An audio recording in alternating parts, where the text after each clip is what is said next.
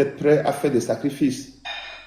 C'est aussi simple que ça. Sans sacrifice, il n'y a pas de changement. Sans sacrifice, il n'y a pas de changement. Et lorsque nous nous taisons face à l'injustice, face à l'oppression, nous sommes complices de ce qui se passe. C'est la vérité. Monsieur Guisset, ouvrez votre vidéo et votre caméra, s'il vous plaît. Bonsoir. Ouais. Bonsoir à vous. Est-ce que vous pouvez vous présenter? D'accord, je suis. Tout le monde me connaît par mon prénom. Mon vrai prénom, c'est Léandre. Mon nom de famille, c'est Apom.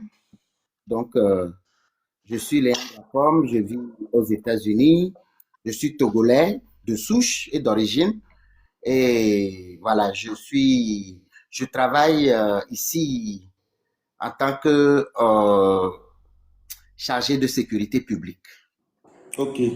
Est-ce que vous êtes exilé ou bien est-ce que vous êtes exilé politique du Togo ou bien, bon, vous n'avez aucun problème à vous rendre sur le territoire togolais? Bon, je ne peux pas me rendre parce que je suis recherché. J'ai même les premiers mandats d'arrêt international qui ont été émis. Nous sommes en 2017 et je fais partie de cette liste-là. Donc, et le mandat dit que nous soutenons des réseaux terror en Afrique de l'Ouest recherchés par l'Interpol, alors que je travaille pas à l'Interpol, mais je travaille dans mon métier, c'est dans le domaine là. Donc, j'ai vu qu'en fait, c'était un faux mandat d'arrêt qui a été émis contre moi et contre les autres. Donc, je ne peux pas rentrer là aujourd'hui au Togo. Ok, vous avez une famille au Togo? Votre femme ou bien vos femmes et vos enfants sont au Togo? Les femmes, j'ai pas plusieurs femmes, j'ai une seule femme et aux États-Unis. Et vous avez des enfants aussi? Bien sûr, j'ai des enfants aussi. Ils sont au Togo ou bien ils sont avec vous en exil là-bas? Ils sont avec moi ici. Et ils sont avec vous là-bas, d'accord. Mais vous avez votre famille, votre grande famille est au Togo. Bien sûr, j'ai ma grande famille au pays. D'accord. Mais dites-nous, monsieur Léandre, lorsqu'on vous entendez, ces prisonniers politiques qui sont torturés et ces Togolais, vos frères, vos soeurs qui sont opprimés, on a même appris que des femmes sont abusées. Et les femmes des détenus sont abusées par ceux qui sont censés représenter la loi au Togo. Qu'est-ce que ça vous fait en tant que Togolais? Oui, c'est vraiment dommage que cette histoire perdure encore jusqu'à ce jour sous le régime de Faure Gnassingbé. Parce que pour Faure Gnassingbé, arrêter les gens, les arrestations font partie de sa stratégie de gouvernance, sa stratégie de menace, d'intimidation. C'est-à-dire, quand on arrête les gens, les prochains candidats à la rébellion sont avertis que si vous tombez entre les mains donc des chiens de garde de fort, alors vous allez faire la prison. Donc en fait, ces arrestations sont en fait des messages adressés à tous ceux-là qui également ont envie de dénoncer le régime tortionnaire de fort.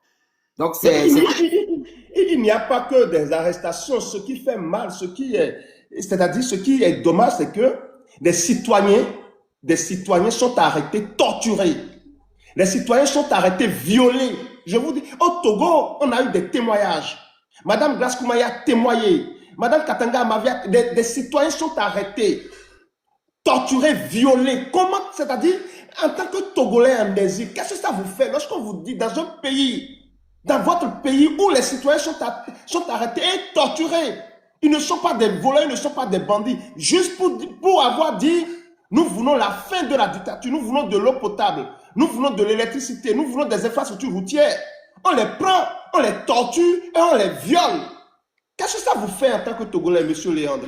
Oui, je ne dirais pas tout simplement que ça me fait mal, mais c'est dans tout mon être et dans toute mon âme, c'est une blessure profonde parce que je me dis que nous avons en face quelqu'un qui se dit être humain, Faure Gnassingbé, et qui est capable d'une telle ignominie je me demande s'il est vraiment un être humain parce que il n'y a pas que les tortures, il n'y a pas que les VIOL.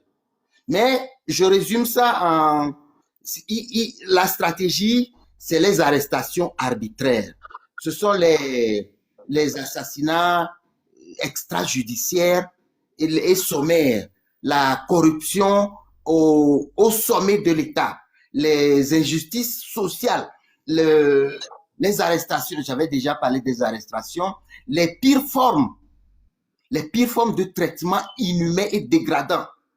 Donc, dans ce cas-là, ça comprend les VIOLE, tout le reste, les traitements inhumains et dégradants, qui dégradent l'être humain, qui avilissent l'homme.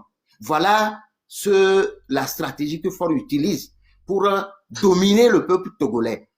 Il y a aussi donc j'ai cité les assassinats, les arrestations arbitraires, les assassinats extrajudiciaires et sommaires, les traitements inhumains dégradants, les intimidations, les menaces, les affectations punitives. C'est plein de choses que Faure utilise pour empêcher que les Togolais lèvent le doigt. Et donc, oui, mais lorsque vous parlez des assassinats, est-ce que vous avez des cas que vous pouvez nous énumérer ici et nous parler précisément des cas d'assassinat? Donnez leur nom pour que rendre hommage à ceux-là qui ont été déjà par ce gouvernement sanguinaire, ce régime sanguinaire de Faure Gnassingbé. Il y en a plein. Il y en a plein. Je peux citer très connu. C'est quelqu'un qui est dans l'armée, qui a une haute fonction au sein de l'armée, mais qui, à un moment donné de l'histoire, a dit que ça suffit. Et il voulait changer le cours de l'histoire. Malheureusement, qu'il a été saboté et notamment dans son bureau, il a été assassiné. Je parle du colonel Madjoulba, qui à un moment donné s'est dit ça suffit. Parce que non, mais attendez, monsieur Léandre, ce colonel Madjoulba, on dit qu'il était le bras armé de Faure Gnassingbé. Il était le bras armé de Faure Gnassingbé. Il cassait même la tête aux citoyens pour Faure Gnassingbé. Il détruisait pratiquement les Togolais pour Faure Gnassingbé. Il détruisait les citoyens pour Faure Gnassingbé. Mais vous êtes en train de nous dire là qu'il a été assassiné par ce régime. Comment ça s'est passé? Il a été assassiné par ce régime parce qu'aux élections de 2020, tout le monde a vu la victoire écrasante du candidat de l'opposition, Dr Agbeoumeme Sankodjo. C'est pour la première fois dans l'histoire du Togo que la prestation de serment a été repoussée des mois et des mois et des mois avant. Parce que les élections ont eu lieu en février, la prestation de serment a eu lieu en mai, je crois le 3 mai. Ça ne s'est jamais produit. Dans aucune gouvernance, dans aucun pays, si ce n'est pas dans la Constitution, ça ne se fait pas. Et donc, pour prêter serment et être déclaré officiellement président, il a eu toutes les difficultés du monde. Et donc, des militaires se sont dit, ça suffit. Tu as trop gouverné, tu as trop régné sur le pays, ton père a régné, nous n'allons plus continuer par te servir, toi non plus. Mais ce sont ces militaires. Tout le monde sait que Faure Gnassingbé, c'est un civil. Ce sont les mêmes militaires qui l'ont intronisé. Ce sont eux qui ont piétiné la Constitution, qui ont trahi le peuple togolais, monsieur Léandre. Ce sont eux qui l'ont mis là en 2005. Mais à la suite, les hommes prennent conscience. Ils se disent, mais est-ce qu'on va continuer dans cette histoire-là? C'est pareil pour le ministre de l'Intérieur en 2005. Comment il s'appelle, François Bokor, qui était le ministre de l'Intérieur en 2005, à qui avait été confiée la charge donc de la CENI à l'époque.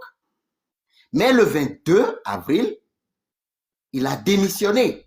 Il a dit que c'est une folie, que ce qui se prépare est dangereux pour le Togo, que c'est un chaos et qu'il faille que les élections soient repoussées. Il a pris conscience. Il a changé et il a démissionné. S'il était resté, il allait peut-être être assassiné lui aussi. Voyez? Mais au-delà de toutes ces personnes, il y a des innocents. Au nord du Togo, comme Douti Sinandare, comme son second Sinandare, vous rappelez-moi les autres noms, des jeunes, des enfants qui ont été assassinés également. Donc, c'est des gens, ce sont des noms qui sont connus. Voyez? Donc, Faure a pour Mani, son jeu préféré, c'est les assassinats. J'ai entendu parler sur un panel que au Togo, on a même, c'est vrai, en dehors de ceux qui ont été, comment je vais dire, recueillis de la lagune de Baie, qu'il y a eu des fosses communes au Togo. Je ne sais pas comment c'est. Fosses communes, on dit non, là où on met beaucoup, on assassine les gens, on met plusieurs personnes dans le même trou là, qui a eu ça au Togo. Est-ce que vous avez connaissance de ça? Je l'ai même, je vous le dis, mais j'ai écrit un livre et ce livre va paraître bientôt. Et les fosses communes ont été citées un peu partout dans les lieux où ça s'est produit. Parce oui, parlez-nous de ces fosses communes, s'il vous plaît, monsieur Léon. Il y a beaucoup de fosses communes à Agoué et à Baie également. Il y a des fosses communes à Atapamé dans la région des Plateaux. Il y a beaucoup plus de fosses communes dans la région des Plateaux à Atapamé que partout au Togo. Et donc, il y a des fosses, je ne peux pas là dire les lieux précisément pour éviter que des gens se révoltent là et aillent creuser les trous, ainsi de suite. Voilà. Mais il y a des fosses communes à Lomé, à Baie, à Goué et surtout à Atapamé. Et c'est bien documenté. C'est bien documenté, les lieux sont bien documentés. Pourquoi, par exemple, plus à Atapamé? Parce que je vous dis quelque chose exclusif, une exclusivité. En 2005, donc, quand Faure voulait coûte que coûte rester au pouvoir, il a mis en place toutes les stratégies nécessaires pour pouvoir gagner, en tout cas par la force. Et pour cela, ils ont organisé des miliciens de Kara, de Blita, de Sotouboua et d'autres localités du Nord. Ils ont donc dit à des jeunes de s'inscrire pour venir travailler à Atapamé pendant les vacances. À la Sotoko, à la Société togolaise de coton. Parce que durant les vacances, les élèves vont travailler là-bas pour gagner de l'argent afin de pouvoir payer les fournitures scolaires et tout le reste pour la rentrée. Et donc, c'est ce qui s'est passé. Ils ont recruté beaucoup de gens du Nord. Mais, quelque temps après, durant les élections, d'autres, ils leur ont dit qu'ils vont juste venir faire la campagne avec Faure pour soutenir Faure et qu'à la fin, ils vont être rémunérés, ils vont aller dans de grandes écoles, voilà, ainsi de suite, et que Faure va les aider à trouver de bons travail ou aller dans des écoles aisées et tout le reste. Voilà comment ils ont pu donc capter beaucoup de jeunes du Nord, de Kara, de Blita, de Sotouboua et d'autres localités. Et qu'est-ce qui s'est passé? Ils les ont envoyés. Donc, à partir du 22 déjà, ils les ont formés. Parce qu'ils leur ont dit qu'il y a des gens d'Atapamé qui veulent s'attaquer à eux. Donc, il faut les préparer. On les a préparés avec des gourdins cloutés avec beaucoup de clous. On les a préparés avec des machettes, avec beaucoup de choses, et même avec des armes. Et donc, on a pris un convoi de Kara qu'on a amené à Atapamé. Vous voyez, Atapamé, c'est la ville aux 7 collines. C'est comme ça s'appelle parce qu'il y a la ville même est entourée de grandes collines. Et donc, on a amené des jeunes de Kara, on les a placés dans la forêt sur une montagne. On a amené les gens de Blita, on les a envoyés dans la même forêt. On a amené les gens de Sotouboua, on les a envoyés aussi dans la même forêt. Qu'est-ce qui s'est passé? Comme ils leur ont dit qu'il y a des jeunes d'Atapamé qui vont les attaquer, on les a préparés. Alors, les premiers qui sont arrivés, qu'on a envoyés, le premier convoi qu'on a envoyé, qui sont restés dans la brousse, pensaient que ceux qui sont l'autre convoi qui est ramené, ils venaient, que ce sont les gens d'Atapamé. Ils pensaient que c'était les gens d'Atapamé qui venaient les attaquer. Et ils se sont entretués entre eux. Ce n'est pas vrai. Est-ce que vous pouvez nous montrer des preuves? Je vais vous envoyer en exclusivité le livre. Il y a aussi des rapports de l'ONU, les rapports de la CVJR, les rapports de Amnesty International, de Human Rights Watch, de la Ligue togolaise des droits de l'homme, plein de rapports qui ont fait cas de ces genres d'atrocités. Voilà. Donc, je vous enverrai le livre. Et dans le livre, il y a les lieux qui ont été cités, les commanditaires, ceux qui sont les exécutants, tout ça sont dans le livre. Donc, quand vous avez le livre, vous allez vous rendre compte de ce qui s'est réellement passé, de l'atrocité que Faure a infligé aux Togolais en 2005 et jusqu'à ce jour. Des personnes qui ont été arrêtées, qui ne sont pas envoyées en prison, mais qui sont envoyées dans des prisons privées, dans des maisons, dans des villas. Jusqu'à présent où je vous parle, ces grands dignitaires du RPT ont leur propre prison chez eux. Ils ont des maisons et quand ils arrêtent quelqu'un, leurs opposants, leurs prétendus opposants, ils les mettent dans ces prisons-là, ils les torturent. Et ce sont des cas qui ne sont pas documentés. Non, attendez. Monsieur Léandre, vous êtes en train de nous dire, mais Faure, il est mauvais. Vous dites que ces barons, ces amis, ceux qui le soutiennent, eux-mêmes, c'est-à-dire, ils ont la possibilité, ou bien ils ont des prisons chez eux, c'est-à-dire des salles chez eux. Et si vous êtes leur ennemi, même si vous ne parlez pas politique et que vous êtes leur ennemi, ils peuvent vous prendre et vous mettre dans cette prison pour vous torturer. C'est ce que vous êtes en train de nous dire. C'est une réalité qui se passe jusqu'à ce jour. Donnez-nous un nom, s'il vous plaît, un nom de ces barons, un nom, ou bien quelques noms de barons qui ont des prisons chez eux. Et il y a des anciens députés, je citerai le pire d'entre tous, c'est Kouloum, le major Kouloum. Kouloum, oui. Le major Kouloum, c'est le boucher. C'est le boucher même. C'est lui. Lui, il prend plaisir même à tuer par ses propres mains, par tirer sur les gens, par les torturer par ses propres mains. Il est encore en vie. Il est décédé, je crois, l'année passée. Ok, bon, il est décédé. En dehors de lui, bon, Kouloum, voilà. De toute façon, c'est bien documenté. Donnez-nous un autre nom d'un baron qui est en vie et qui a une prison chez lui, une prison personnelle pour ses ennemis, pour ceux qui sont contre lui. Oui, en dehors de Kouloum. Écoutez, je vais... Barry Moussa Baké, est-ce qu'il est dedans? Ben, je ne peux pas le dire, mais je crois que c'est l'ancêtre même du RPT. C'est le dieu du RPT. Yak, on me cite un certain Yak. Ben, Yark aussi, voilà. Yark, ça c'est Barry Moussa Barké qui est là, qui vient de faire sa sortie, le vieux là, qui est en train de serrer. Ce sont tous des animaux, ce sont tous des bêtes sauvages. Ce sont tous des bêtes. Ce vieux là, mais il est mauvais. Il est mauvais. Mais il est mauvais. Donc c'est lui qui fait ça. Il a une prison chez lui. Et si vous êtes son ennemi, il vous prend, il vous torture dans la prison. Parce qu'il soutient Faure Gnassingbé. Bien sûr. Vous voyez, depuis que je suis né, j'entends parler de Barry Moussa Baké jusqu'à ce jour. Et il est encore là, soutenant le père et soutenant le fils. Vous voyez, je ne sais pas ce qu'il mange, mais il est toujours en vie. Tous les autres sont morts, mais lui, il est toujours en vie. Donc c'est... Barry Moussa Baké. Oui. Attendez, chers amis, avant de continuer, je vous demande de partager le live, s'il vous plaît. Il y aura des révélations. Partagez le live et tapotez. Mpogo, Love, Madame Emmanuela, Fabdek, Adjourovi, non, je suis en train de citer, David, Femme bénie, s'il vous plaît, partagez le live, partagez le live. Tapotez, partagez. Nous allons citer leurs noms et les confier à nos ancêtres ascensionnés. Partagez. Torenza, s'il vous plaît, partagez le live, tapotez, partagez. Blue Diamond, merci beaucoup à vous. Tapotez, partagez le live, tapotez, partagez. Invitez plus d'amis à nous rejoindre. Plus de cœurs attire plus de spectateurs.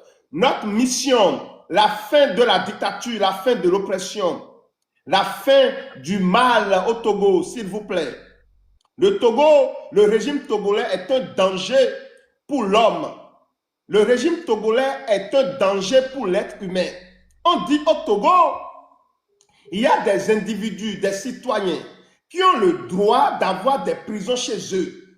Et si vous êtes leur ennemi, s'ils considèrent que vous êtes leur ennemi, ils vont vous prendre et ils vont vous torturer dans ces prisons-là. Ils vont vous prendre et ils vont vous torturer dans l'impunité totale. Le Togo leur appartient.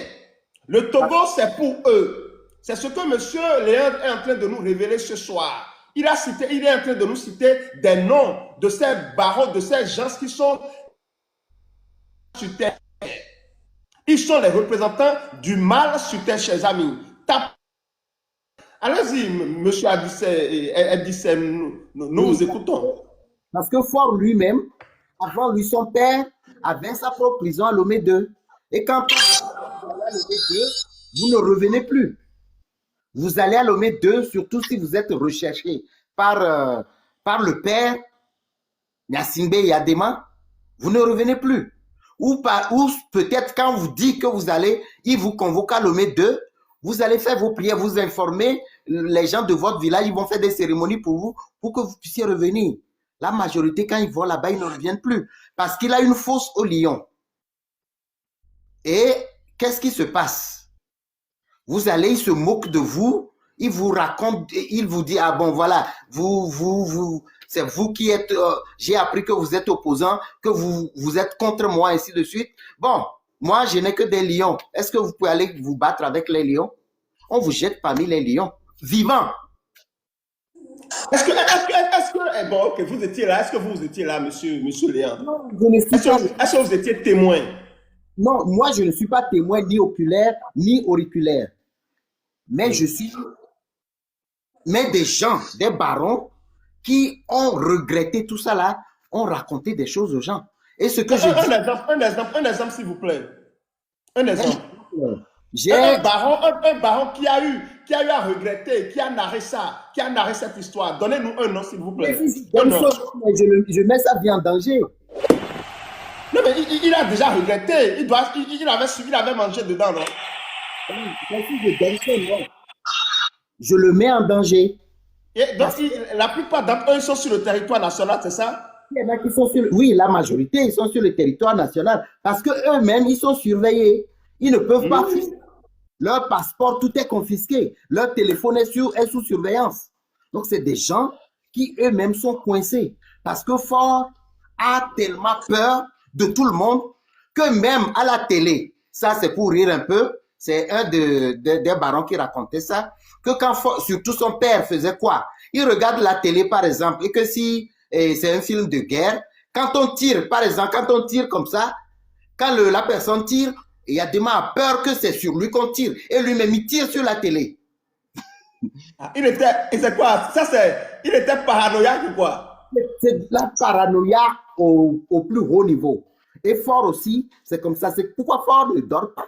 Il est toujours en voyage parce qu'il a peur. C'est-à-dire, vous êtes en train de nous dire, lorsque le méchant Eyadema se retrouve devant la télé sur un film et on tire sur les gens, il suçote, il croit que c'est sur lui on est en train de tirer et lui-même il tire sur la télévision. Parce qu'il pense que la personne va sortir le pistolet ou le fusil. Mais qui vous a raconté ça? Qui vous a raconté ça? Moi, j'ai eu la chance de travailler dans une organisation internationale, une des plus grandes organisations internationales qui existent au monde, mais qui a eu son bureau au Togo à l'époque. J'ai eu la chance de travailler dans cette organisation-là et nous avons rencontré beaucoup de gens, des dignitaires, parce que cette organisation-là a formé aussi des militaires sur le respect des droits de l'homme en cas, lors des élections, lors des grandes situations. Donc, ces gens ont été formés par cette organisation. Il n'y a pas que l'armée, il y a aussi les membres du gouvernement qui sont régulièrement formés par cette organisation. Et donc, ces personnes-là nous approchent de temps en temps pour nous raconter des trucs. Moi, j'ai fait une visite à Temedia, au camp, au 3e régiment inter-armes de Temedia. Et après, on a discuté avec des gens là-bas qui nous ont confié des choses horribles. Comment quand on envoie des gens au camp là-bas, ce qu'ils font subir à ces gens-là, mais c'est horrible. C'est horrible. Et il y a des gens à Lomé 2, il s'assied avec ses amis là, ils boivent du champagne et se moquent de la personne, l'opposant qu'ils ont arrêté. Ils se moquent de lui et lui dit, ben va, tu as peur des lions. On le pousse au fosse aux lions. Et pour quel opposant ils ont déjà comme ça? Donnez-nous un nom. Quel opposant ils ont déjà comme ça avec les lions? Parce que, vous savez, la vérité, rien que la vérité. S'il vous plaît, la vérité, rien que la vérité. Quel opposant, donnez-nous un nom, quel opposant ils ont déjà comme ça avec les lions? Non, les opposants, quand je parle d'opposants, je ne parle pas des opposants connus comme les Jean-Pierre Fabre, les Agbeomé et autres, non. Parce qu'eux, ils ne peuvent pas subir ça. Mais oui, je suis d'accord. De toute façon, ils sont vivants. Cela veut dire que M. Jean-Pierre Fabre, il est vivant. s'il avait été donné au Nignon, il ne serait pas là. Donc c'est sûr que donnez-nous un nom d'un monsieur. Attendez, donnez-nous des noms, ou bien quelques noms de Togolais. Il y a eu des Quelques noms de Togolais qu'on a jetés dans la fosse au Nignon. Vous avez trouvé ça dans le livre. Il y a eu des étudiants. Ah non, non. S'il vous plaît. Non, je dis ceci. Attendez, chers amis, il y a des gens qui nous suivent. L'histoire là, ce que vous êtes en train de dire, monsieur Léon, ne regardez pas les commentaires, vous êtes avec monsieur Joël ici, s'il vous plaît. Chers amis, tapotez le live, je ne vous vois pas, hein, s'il vous plaît. Tapotez, partagez, donnez la force à ce panel.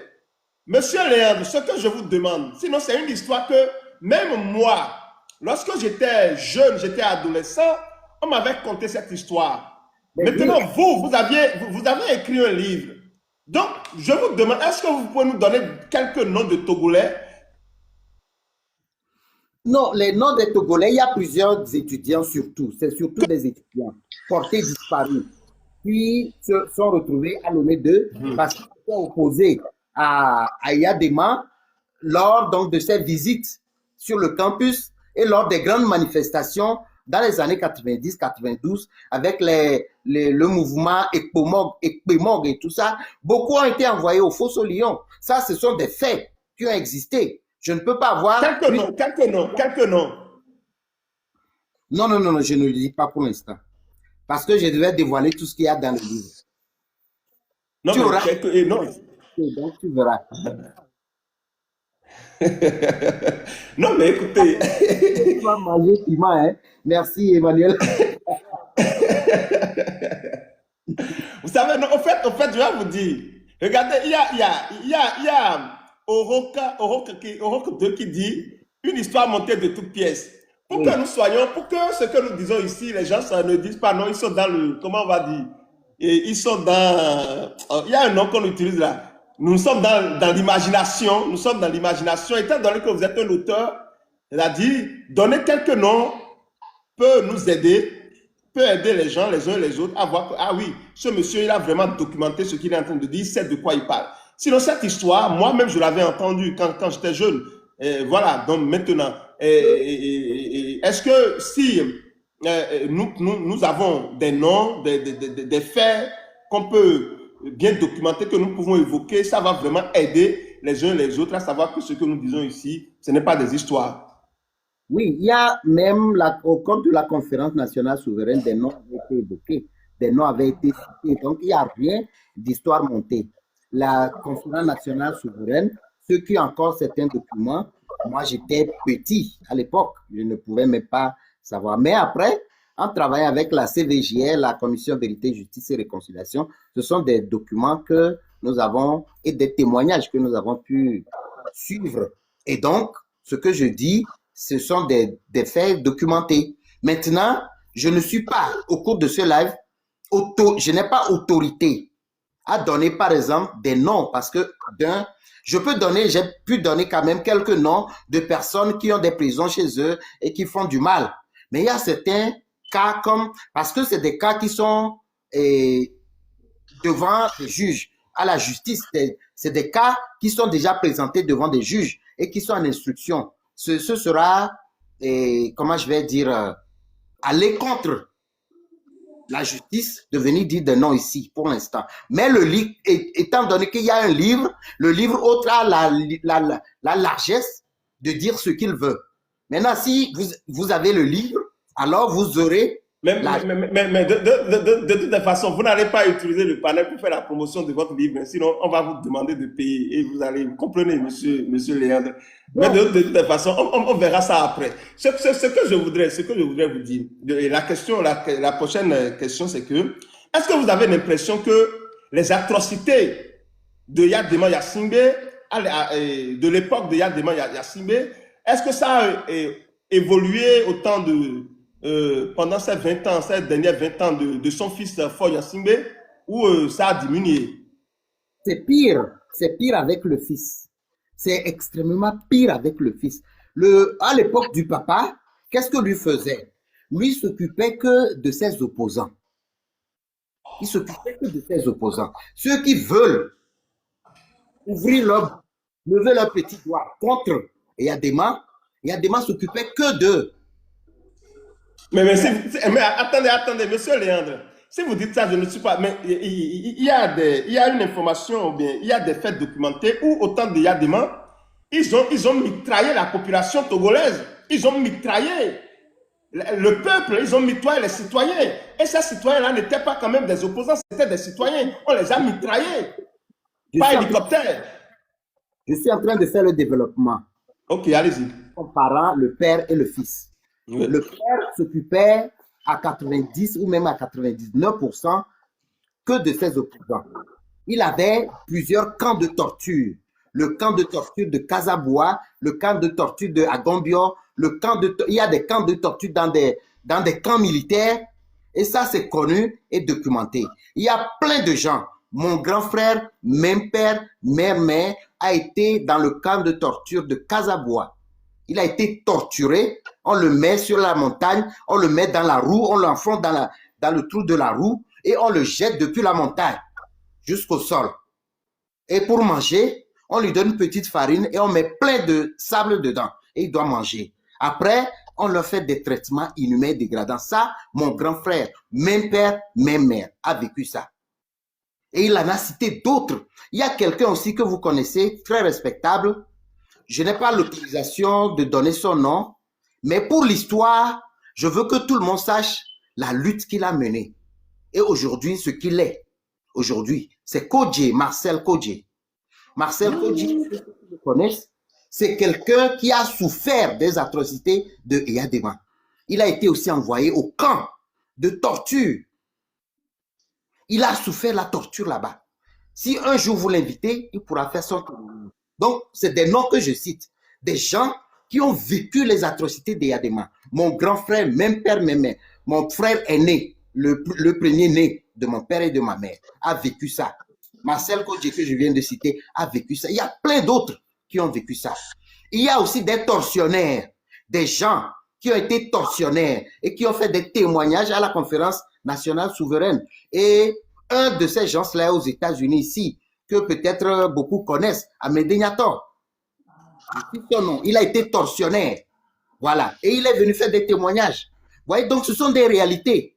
Alors lui, eux et Adema, ils s'occupaient des opposants. Maintenant, s'il y a une situation gravissime, quelque part, comme tu dis qu'il a... Où son pouvoir est menacé. Voilà, quand il sent que son pouvoir est menacé, alors il prend les dispositions nécessaires pour éteindre tout type d'opposition.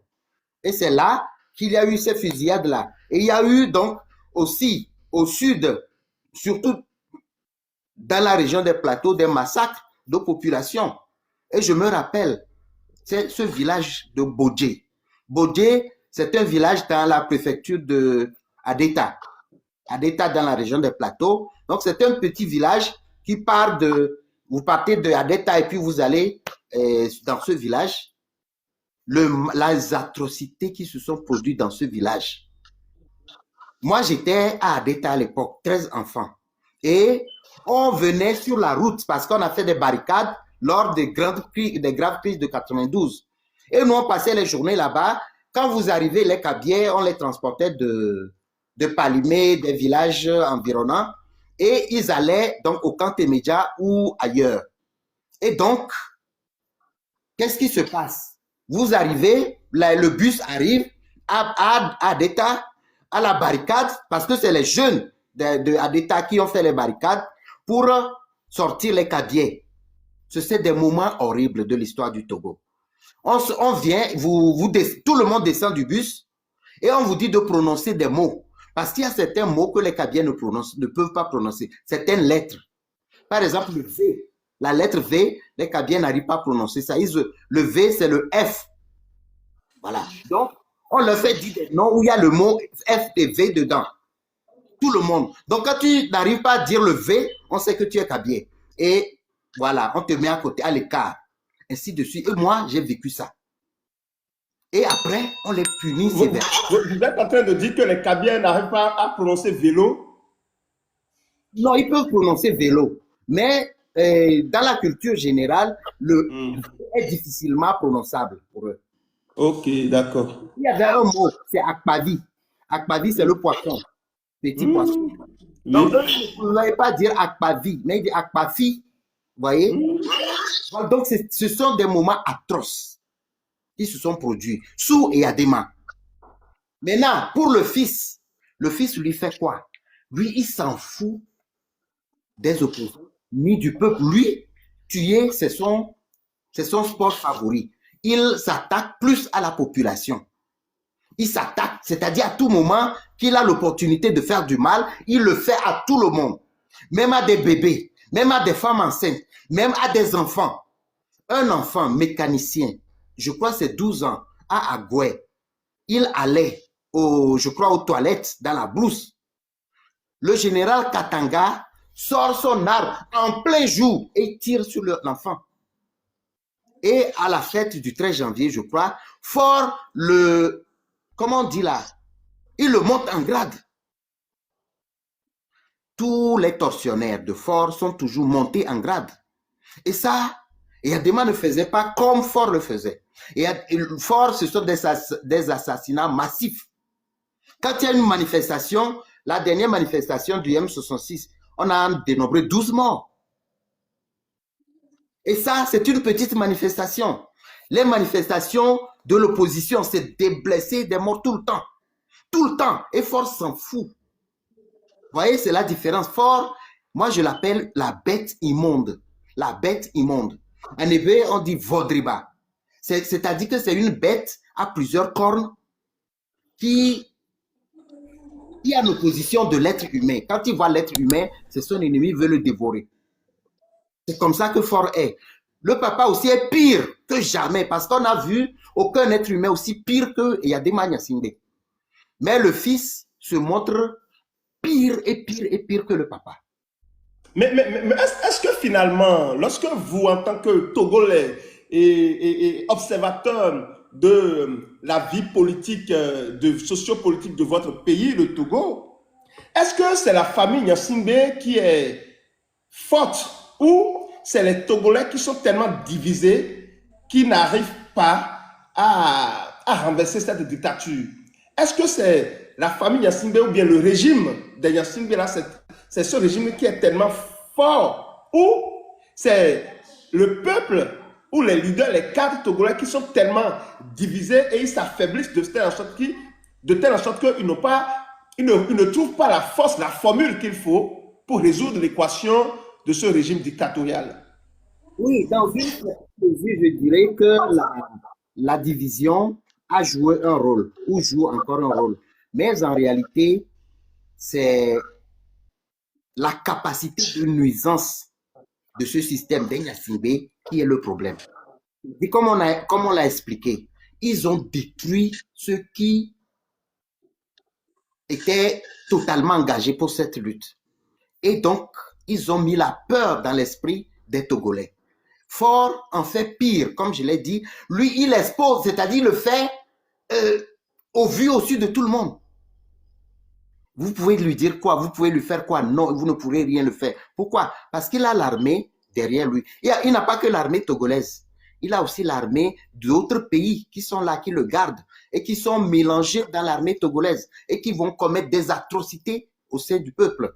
Et donc, l'armée, le peuple qui n'est pas armé, qui est sans armes, face à un dinosaure qui a 1000 cornes et qui a 1000 griffes, on ne peut pas se tenir. Mais ce qui fait peur, parce qu'aucun puissant, il n'existe aucun puissant qui n'a pas son talon d'Achille. Le talon d'Achille de cette secte que j'appelle le RPT, c'est le peuple. Si un jour le peuple, en tout cas pas le peuple, mais les leaders de l'opposition, pas seulement de l'opposition, de la diaspora, s'ils réussissent à se mettre ensemble, ne serait-ce que pour un seul mois, le régime là va tomber. Donc leur talon d'Achille, c'est notre union. Ils ont peur que les leaders s'unissent. Ils ont peur que les leaders du Togo sur le terrain et dans la diaspora s'unissent. Le jour où ils se mettent ensemble, un mois seulement suffira pour que Fort tombe. Et ça, ils le savent. Et ils font tout pour qu'il n'y ait pas d'union au sein des leaders et qu'il y ait toujours des guerres entre nous. Monseigneur Podro, de vénérée mémoire, lors d'une de ses homélies, a dit que Faure et son père ont enchanté, c'est-à-dire envoûté les leaders de l'opposition pour qu'ils ne s'entendent jamais. Et que moi, dans les archives de la France sur l'assassinat de Sylvanus Olympio, et Yadema Gnassingbé, qui est l'assassin, a fait allégeance à la France et a promis que l'opposition ne prendra jamais le pouvoir au Togo. Ça, c'est dans les archives que j'ai lues et que j'ai citées dans mon livre. Donc, c'est beaucoup de choses qui se sont produites et qui continuent de se produire et qui font que les Gnassingbé donnent l'impression qu'ils sont puissants. Et effectivement, ils sont puissants jusqu'à ce jour, jusqu'au jour où le peuple, en tout cas où les leaders se mettront ensemble. Au fait, je voudrais pointer le doigt sur quelque chose. Vous savez, lorsqu'on parle du régime dictatorial de Gnassingbé, au fait, c'est un réseau. Il n'y a pas que les Gnassingbé, il y a des barons qui sont là, qui profitent de cette dictature. Ils sont les béquilles. Voilà, c'est-à-dire ils sont les racines, c'est eux là qui renforcent cette dictature. Et vous venez de citer un nom de ces gens-là qui ont des prisons chez eux, qui torturent les gens, qui font disparaître des Togolais. Et on n'en parle pas parce que si vous n'êtes pas connu et qu'on vous prend, on vous met dans une prison, on vous tue, personne ne saura. Ça, c'est la vérité. Maintenant, je voudrais que nous allons faire un petit exercice. Il faut les révéler, il faut les citer.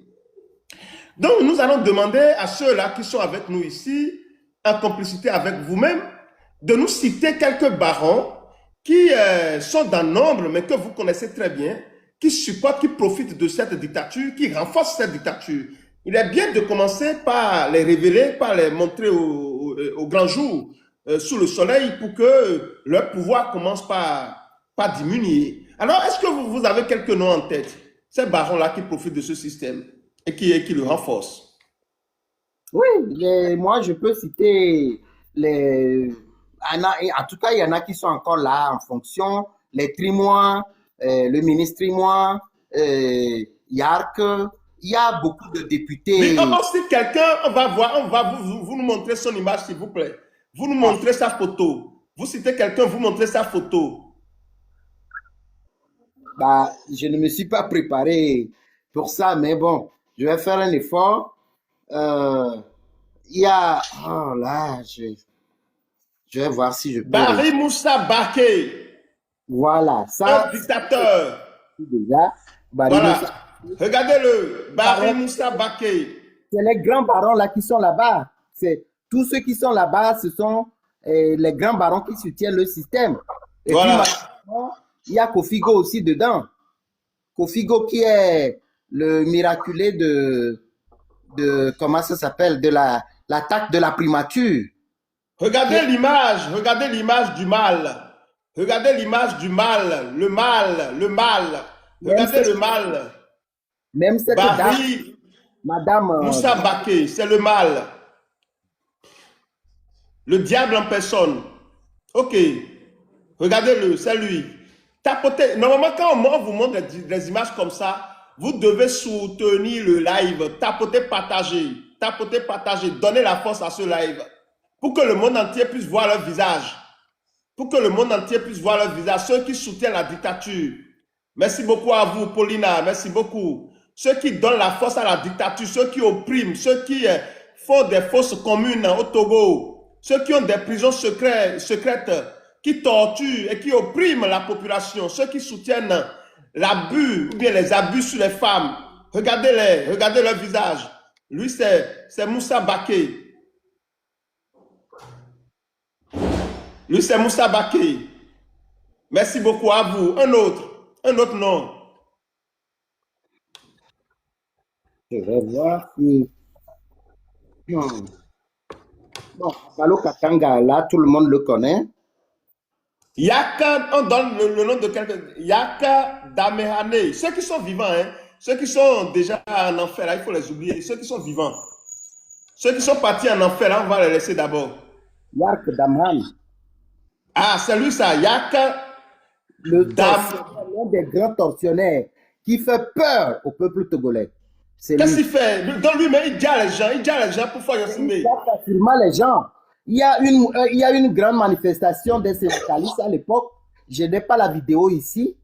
Et il est venu interdire la manifestation. Le jour de la manifestation, même où les gens sont regroupés, il est venu là-bas lui-même dire aux organisateurs de quitter les lieux. Et les organisateurs essayent d'expliquer. Il ne veut pas les entendre. Il leur dit que lui, il leur dit de quitter tout simplement les lieux. Sinon, ces gens vont leur rentrer dedans. Il dit, on va vous rentrer dedans. Vous comprenez ce que ça veut dire? Ça veut dire qu'on va vous fusiller tous. Et ça, c'est lui. Regardez son visage, regardez le visage du mal. Regardez le visage du mal, s'il vous plaît. Comment il s'appelle déjà, monsieur Léandre? Comment il s'appelle? Il s'appelle Yark Damran. Yak Damhan. Voilà ceux-là qui soutiennent la dictature, qui Voilà. profitent du malheur des Togolais et Togolaises. Ce sont Ceux-là les... qui soutiennent la dictature togolaise, l'oppression, l'abus. Hein? Regardez Yak Damhan, c'est son nom, regardez. Il est là, regardez son visage. Regardez son visage, c'est malheureux. Des êtres humains, mais qui n'ont pas d'humanité. Des êtres humains qui ont une conscience totalement animale. Ils ont une conscience totalement animale. Ils n'ont pas l'humanité en eux. C'est un autre nom. Christian Trimois. Christian Trimois. Ceux-là qui soutiennent la dictature, qui oppriment, qui torturent. Ah, il est général. Damrana, il est général. Voilà. On leur donne des grades fatales. Trimois. C'est qui ça? Comment lui s'appelle? Christian Trimois. Christian Trimois. Regardez le visage du mal. Alors, Regardez le visage du mal. Ceux-là qui soutiennent la dictature, qui oppriment. particulièrement pour ce monsieur, Oui. il a commis des atrocités, des trucs horribles à Agoué, un quartier de Lomé, où des plaintes ont été posées contre lui pour avoir éventré des jeunes filles. Oui, lui là que vous voyez. Donc, il y a des journaux qui en ont parlé largement. Des jeunes filles à l'époque, on les arrêtait, on leur ouvrait le ventre et on enlevait ce qu'ils veulent enlever. On laissait le corps là-bas. Et lui, Hein? non, qui a été cité dans ces atrocités-là. Cela veut dire qu'il doit être, il doit être dans les structures de trafic d'organes. Sinon, quel intérêt ils ont C'est sûr. à éventrer les gens? Voilà. Et c'est sur des filles qu'il faisait ça. Ah. Non, vous venez de dire qu'il y a des articles sur le sujet. Je peux trouver ces articles sur le net. Trie-moi. Christian, trie-moi. Trie-moi, Christian. Et comment je vais mettre pour trouver ces articles? Qu'est-ce que je vais mettre maintenant sur le net? Je vais dire des filles, des Togolaises Oui. éventrées pour. Tu peux mettre togolaise éventrée, trie-moi Christian, pour voir si...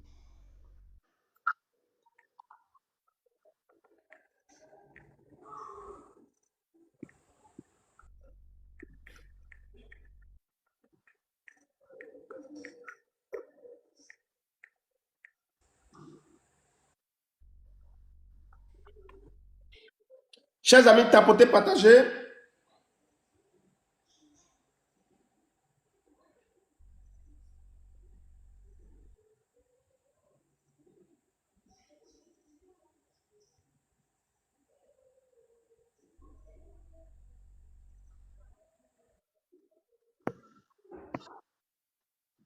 Il est même ministre des droits de l'homme.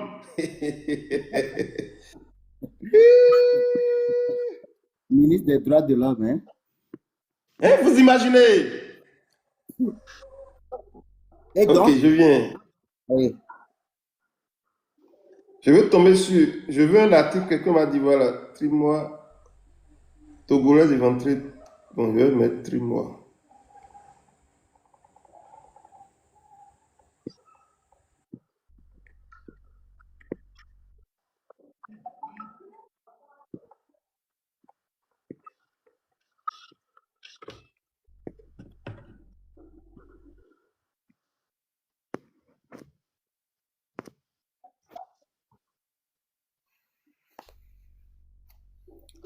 Le trimois, c'est T-R-U, le T-R-I-M-U-A. UA, oui.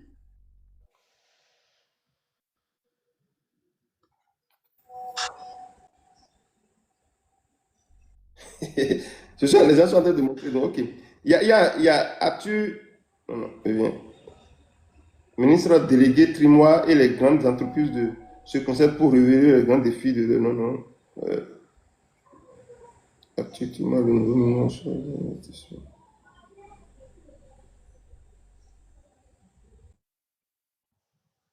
Je ne suis pas tombé sur un article. Est-ce que les gens sont effacés? C'est une histoire très connue hein, au Togo. Oui, Alternative Info, je viens. Je viens, je vais voir si c'est ça. Je vais voir si c'est ça. Ah oui, je suis tombé sur son image. On dit,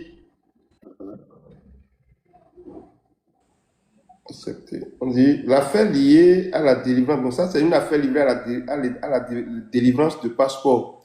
Le service qui conduit plusieurs Togolais a obtenu le visa américain pour s'installer aux USA est plus grave qu'on ne l'imagine. Depuis. Bon, de toute façon, c'est pas grave. Je vais me documenter après, je vais vous revenir. Bon, ok. Alors, un autre nom, on vient de voir le visage de Trimois. Maintenant, il y a celui-ci, je ne sais pas comment il s'appelle. C'est quoi? Lui, il est en train de. Les gens, il les a fait quoi même? Celui-là. C'est qui ça? Je ne le vois pas. Est-ce Dans les qu'il est... commentaires, s'il vous plaît, donnez-nous son nom.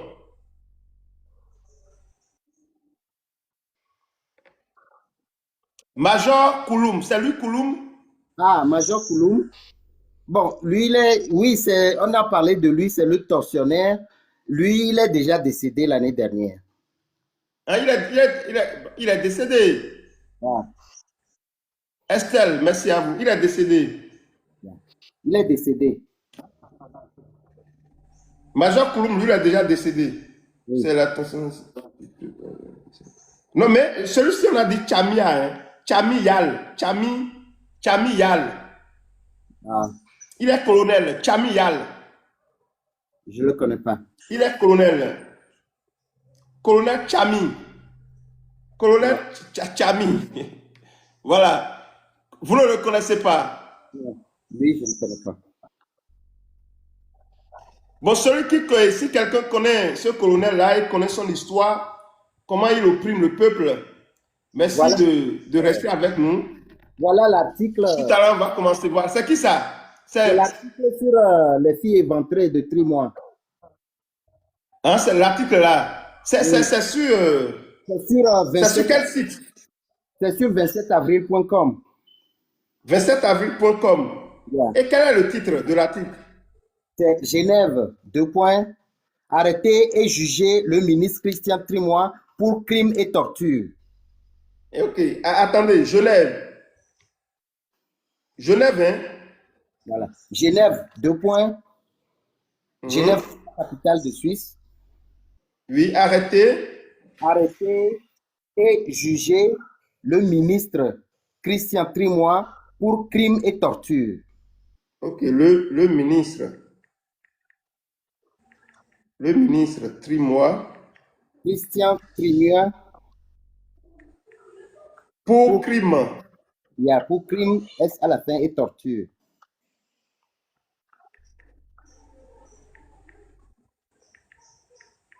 Donc, ce document est publié par l'Indépendant Express le 29 juillet 2019. Ah oui, ouais, ok. Je suis tombé sur quelque chose. Chers amis, on dit ceci. Tapotez, partagez le live, s'il vous plaît. Tapotez, partagez. Des appels à l'arrestation et au jugement de Christian Trimois, alors ministre togolais des droits de l'homme, ont été lancés en juillet 2019 par des acteurs de la société civile, notamment via le site 27avril.com. Ces appels faisaient suite à sa venue à Genève pour présenter le Togo devant le comité contre la torture de l'ONU. Certains opposants l'accusant de complicité dans des crimes et des actes de torture au Togo. Christian Trimois, en tant que ministre des Droits de l'Homme et des Relations avec les institutions, conduisait la délégation togolaise pour présenter le 3e rapport périodique du Togo sur la mise en œuvre de la Convention contre la torture. Alors que lui, vous voyez la mascarade. C'est-à-dire un monsieur qui est censé protéger les gens, c'est lui qui se retrouve dans une affaire où on dit il évente les jeunes filles pour prélever les choses. Mais est-ce que... Qui sont ceux-là qui ont fait ce témoignage, monsieur Léandre? L'article est là-bas, tout est dans l'article. Oui, mais... C'est un véritable contraste et une insulte à la mémoire des jeunes filles assassinées à Agoué, au Togo, que de voir la personnalité de Christian Trimois conduire une délégation gouvernementale pour défendre le Togo sur le chapitre de la torture. Lui qui est le tortionnaire, c'est lui qui va aller défendre le Togo contre la torture. Et donc, même si certaines organisations des droits de l'homme au Togo, accompagnatrices du gouvernement, ont passé sous silence le profil sanguinolent du ministre des droits de l'homme du Togo, des activistes épris de justice et de dignité devraient dénoncer et appeler les organisations internationales des droits de l'homme à interpeller le ministre togolais pour crimes et tortures. Il y a quelques années au Togo, une tuerie en série a endeuillé le quartier Agoué au nord de Lomé. Il s'agissait des jeunes filles, plus d'une dizaine, qui étaient retrouvées mortes, vidées de sang, avec des organes génitaux et vitaux mutilés.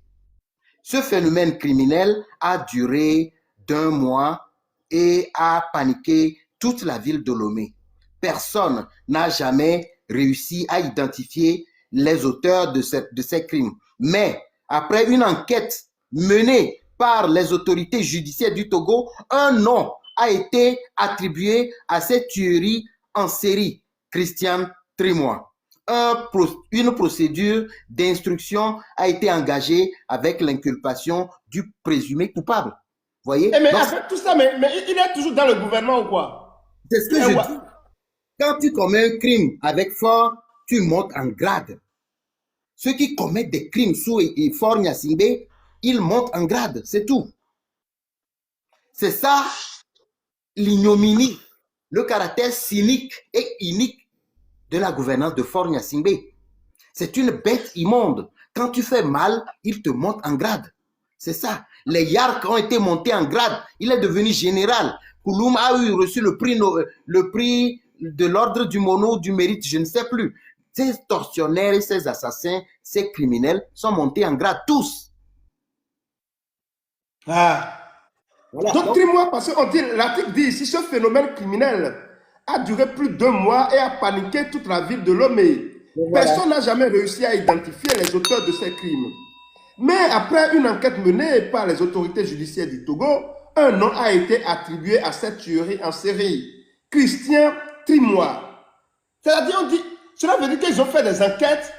Voilà. Une enquête judiciaire, c'est-à-dire un nom est sorti. Christian Trimois. Et celui-là n'a pas été inquiété. Non. Et au contraire, il a été nommé même ministre. Vous voyez, c'est ça le problème. C'est-à-dire que quand tu fais le mal, que forte de mort, tu montes en grade. C'est ça l'ignominie. Le caractère, comment je vais dire, satanique de la gouvernance de Fort. C'est extrêmement...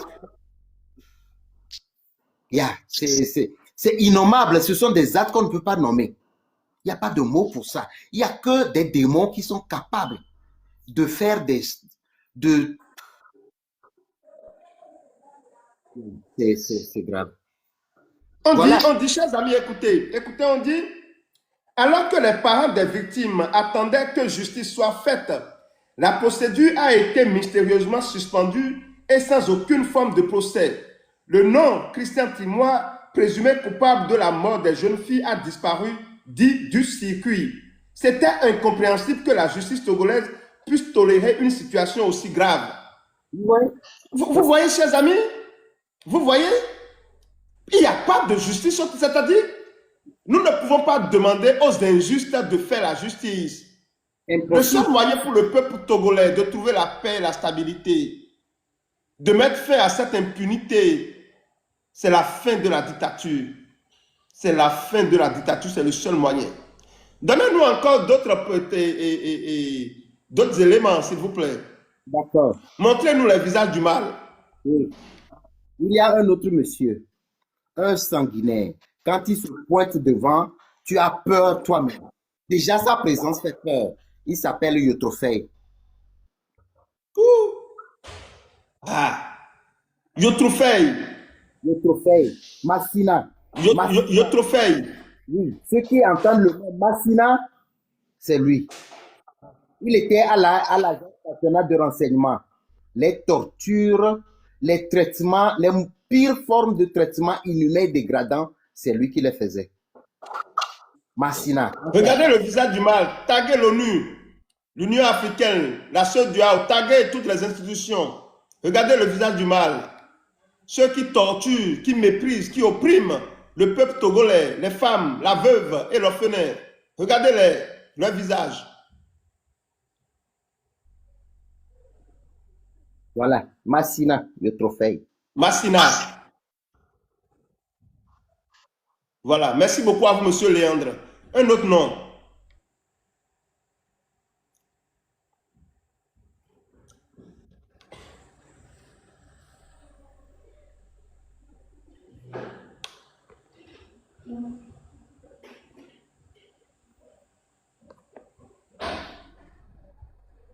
Voilà, Kura Agadazi, qui est l'actuel ambassadeur du Togo en France.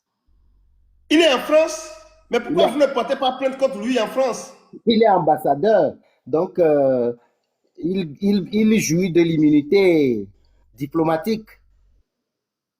Regardez son visage, le visage du mal.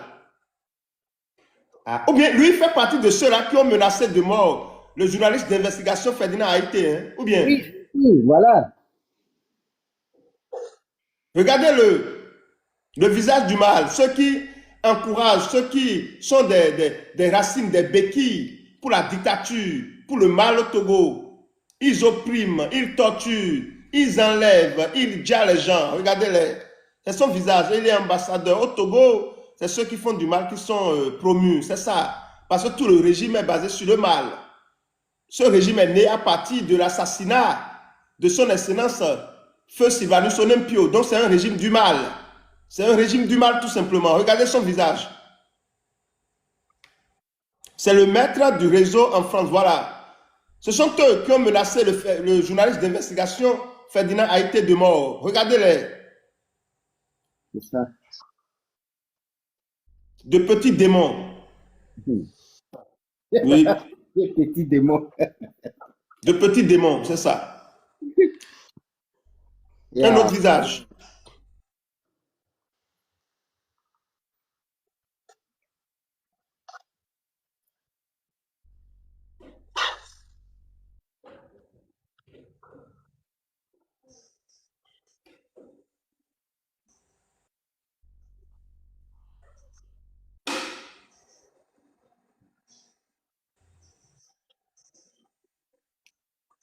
Tapotez, partagez le live, chers amis.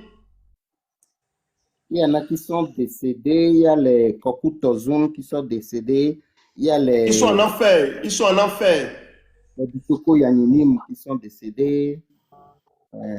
Bon, on va citer également ce monsieur. C'est vrai qu'il est en prison en ce moment, mais il faut le citer pour le mal. C'est pas parce qu'il est en prison qu'on doit le.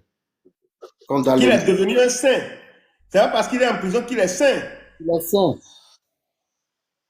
Ah, lui, c'est un Yassimbe. Voilà, c'est un C'est un Yassimbe. Il a mangé tout l'argent des Togolais avec son gros ventre. C'est un Yassimbe. Son petit, quand il veut faire petit déjeuner, c'est 7 poulets il mange comme petit déjeuner. Voilà. Et quand il sort dans la rue, quand les poulets le voient, les poulets fuient. C'est ça. Voilà. Le visage du mal. Pacha Yassimbe. Pacha Yassimbe, voilà. Fils de Yadema Yassimbe. Yeah. Ouais. Mais lui, aujourd'hui, ce monsieur, parce qu'on l'a déposé en prison, il a de ses enfants qui sont sur les réseaux en train de dénoncer leur oncle, non? Ben oui, c'est ce que j'ai appris. En tout cas, en 2020, il y a une sœur de Fort, qui est venue faire des déclarations fracassantes contre son frère. Mais je crois que là, ils l'ont arrêté, ils l'ont été, bon, pas éteint, mais elle n'est plus là, on ne la voit plus sur les réseaux sociaux. Okay. Voilà, si vous êtes... D'accord. Plein. Bon, il y a Katanga, ils sont pleins. Nous allons, dans quelques minutes, on va monter les gens et puis vous allez faire truc là, vous allez participer à ce live. Mais d'abord, tapotez le live, partagez le live, s'il vous plaît. Mais monsieur Léandre, mais vous-même, il y a quelqu'un qui disait que, vous êtes d'une manière ou d'une autre lié au régime togolais et que ce régime vous donne même de l'argent. Oui. S'il vous plaît, dites-nous toute la vérité. Est-ce que vous êtes comme ceux-là? Non, monsieur Léandre, est-ce que vous êtes comme ceux-là qui avaient travaillé pour le régime, mais qui finalement ont retrouvé la lumière? Ce n'est pas une honte, Peut-être qu'à un moment donné, vous aviez travaillé pour ce régime et finalement, vous vous êtes rendu compte que non, ce n'est pas bien, il faut cesser et puis vous êtes maintenant à la lumière. Donc, dites-nous tout, s'il vous plaît. Oui, la chance que j'ai eue, c'est que je suis né, vous m'excusez le terme, dans la région des Plateaux. La région des Plateaux, c'est l'opposition. L'opposition. Et moi, je suis né dans d'une famille rebelle contre le système en place. Je vous ai parlé de mon grand frère aîné qui a fait Casabois, qui a connu la torture, la souffrance dans la chair. Je ne peux pas après me joindre au RPT. Mon village est un village de rebelles. Je vous explique l'histoire. Quand avec l'arrivée des Allemands, en tout cas des impérialistes en Afrique, au Togo, mon village s'est attaqué aux Allemands. C'est un village qui, quand il dit non, il dit non. Il s'est attaqué aux Allemands. Et c'est étudié dans les cours d'histoire au Togo. Le nom de mon village, c'est l'un des villages qui a dit non à la pénétration des Allemands au Togo. Ça, c'est une chose. Deuxième chose. Donc c'est un village de la résistance. Un village de la résistance. Un village qui n'aime pas la corruption. Un autre exemple pour prouver cela, vous voyez, dans les années 90, avec l'avènement de la démocratie, l'opposition et toutes ces luttes-là, à la fin de la conférence nationale souveraine, on a choisi un premier ministre qui s'appelle Kofigo. Mon grand frère était à la conférence, le jour-là, a été même garde du corps de Kofigo. Cette nuit-là, je crois le lendemain nuit, il allait dans son village. Il devrait passer dans mon village pour aller chez lui. C'est seulement il a pris la voiture, c'est la voiture, le cortège ministériel qui est passé de Lomé jusque chez lui, dans le Cloto, ou précisément dans la Deta. Son village s'appelle Dafo. Donc, c'est seulement dans tout ce trajet qu'il a fait de Lomé jusqu'à Dafo, c'est dans mon village que les gens sont sortis pour le huer. Tout le village est sorti pour le... Oh, corrompu, traître. C'est le seul village qui est sorti pour dire non à Kofigo. Mais les gens n'avaient pas compris le jeu que Kofigo jouait. Mais mon village avait déjà su cela et ils l'ont hué. Et je crois 2 ou 3 semaines après, ils sont venus demander, il y a des mois où on envoyé des gens pour venir rencontrer les villageois, les chefs de village, chefs coutumiers et tout ça, les autorités villageoises, pour qu'ils aillent demander pardon à cause de ce qu'ils ont fait à Kofigo. Donc, le village là, c'est un village de rebelles. Et ils ont su à l'avance que Kofigo allait trahir. Ils l'ont hué. Ceux qui sont dans la région et qui sont au courant de ça peuvent vous le dire. Voilà. Donc, je suis né dans ce village-là. Et puis, il y a une autre chose. Il y a une rivière dans mon village où on boit l'eau. C'est cette eau-là qu'on boit souvent. C'est une rivière pure. Et on dit que quand tu vas mettre le pied dans la brousse, nous veillons Dafogbe, là, c'est quand tu allais te compromettre. Quand tu bois cette eau-là, il va t'arriver des choses. Et effectivement, ceux qui ont fait ça ont eu des conséquences dramatiques. Et donc, chez moi, ce n'est pas de l'amusement. Le RPT faisait partie donc des ennemis à ne pas côtoyer. Si je l'avais fait, peut-être que je ne serais pas ici, aujourd'hui en train de vous parler. J'avais eu plusieurs opportunités pour travailler avec ce régime.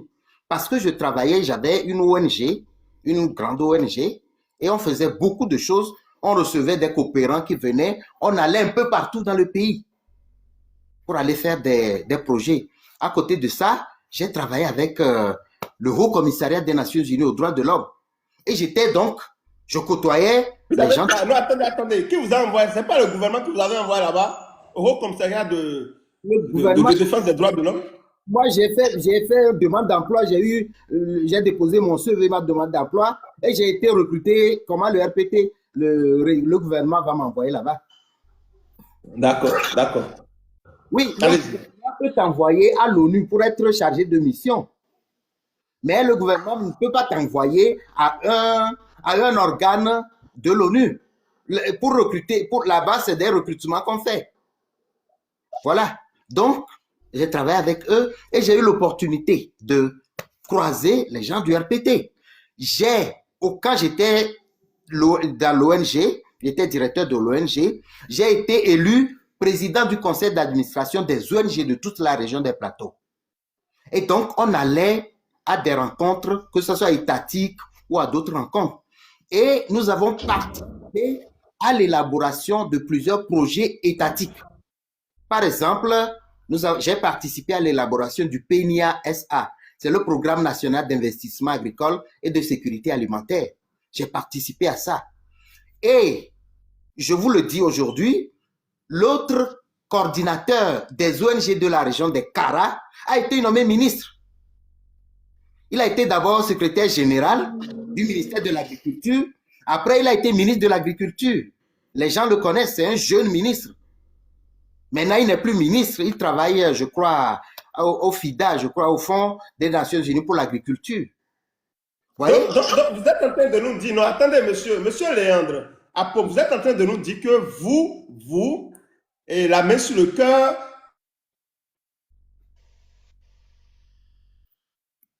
vous venez de dire que vous n'aviez jamais travaillé pour ce gouvernement, voilà. Donc, et dans le futur, il arrivait que dans cette lutte, le régime vous appelle, qu'on vous propose des choses, est-ce que vous n'allez pas trahir vos convictions et voilà, faire des compromis avec ce régime? Oui, je dis que j'ai eu des opportunités depuis. Oui, ça c'est le passé. Oui. Mais le futur, si demain on vous appelait, Si on m'appelait, pourquoi? Pour occuper quelle fonction? Non, pour collaborer, peut-être pour vendre ceux qui sont en contact avec vous pour la lutte contre la dictature, pour les vendre. Jean de Dieu, bonsoir à vous. Pour vendre, par exemple, Joël, pour vendre les gens, pour vendre Zagabambo, pour vendre Togbevi Pester, pour vendre le chef canton de Pézinde, pour vendre Madame Emmanuela et tout. Pour vendre Calas de Calas. Dites-nous la vérité. Est-ce que vous n'allez pas prendre? On vous donne 10 milliards pour M. Léandre. Parce que, allez-y. Si je fais ça, tu vois, j'ai 3 enfants qui sont beaux et qui ont de l'avenir. Je les aime plus que toute autre chose sur cette terre. Si je prends les 10 milliards, donc, j'irai au Togo alors. Et j'irai dans mon village. Et je vais voir. Forcément. Non, pas forcément. Il y a des gens, pas forcément. Il y a des gens qui sont dans la diaspora, qui ne vont pas au Togo, mais ils sont des espions en réalité. Ils ne vont pas au Togo, parce que leur rôle, c'est de rester dans la diaspora, de faire semblant d'être des opposants. Et ils sont payés. Et ils sont payés. Ils font tout. C'est-à-dire, ils font semblant d'être dans la lutte et leur mission en réalité, c'est de déstabiliser la lutte de l'intérieur. Vous n'allez jamais les voir au Togo, mais ils sont payés. Ça, par exemple, il faut demander ça à chef canton de Penzide. Moi, je ne sais pas comment ça se fait. Mais peut-être que lui connaît les dossiers, lui, il a les dossiers, lui peut le faire. Donc, c'est Joël, Noël, et voilà, Bataka. Si vous demandez, ceux qui sont proches de Noël, Bataka, demandez-lui s'ils connaissent Léandre. On a travaillé ensemble. Des postes m'ont été proposés aussi. Il est secrétaire général. Moi, je suis allé 2 ou 3 fois dans son bureau là-bas, au ministère de l'Agriculture. Et après, il a été nommé ministre. Il y a Voilà, beaucoup...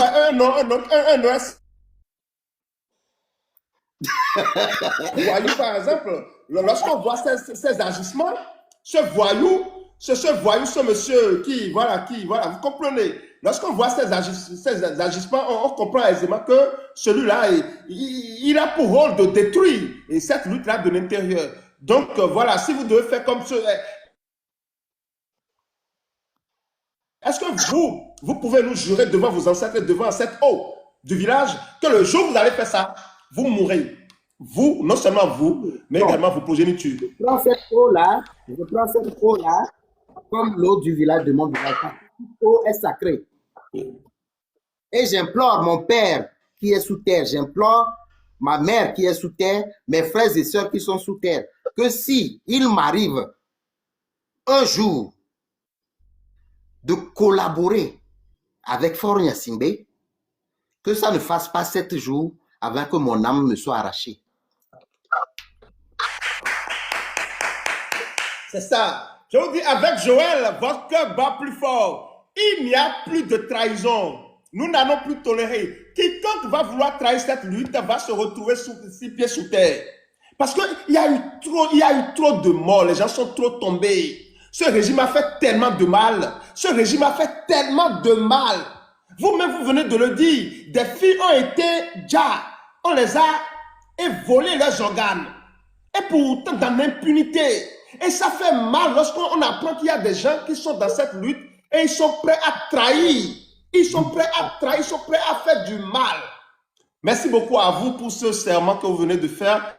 Oui, je peux le faire 1 milliard de fois, autant de fois que je le peux. Que les ancêtres vous protègent et que cette eau vous protège également. Voilà. Merci beaucoup à vous. Merci. Donc, chers amis, nous allons commencer par monter les gens. Vous allez poser des questions, vous allez participer à ce panel. Ou bien vous voulez aborder un dernier sujet, monsieur Léandre? Non, si vous pensez que vous avez d'autres questions à me poser, sinon on peut aborder, vous pouvez faire monter les gens, si vous voulez. Ok, d'accord. On va monter les gens alors. Merci. Oui, merci beaucoup à vous. Madame Emmanuela Pechou, Agbasivi. Oui, bonsoir tout le monde. Bonsoir à vous, madame. Oui, Léandre, bonsoir.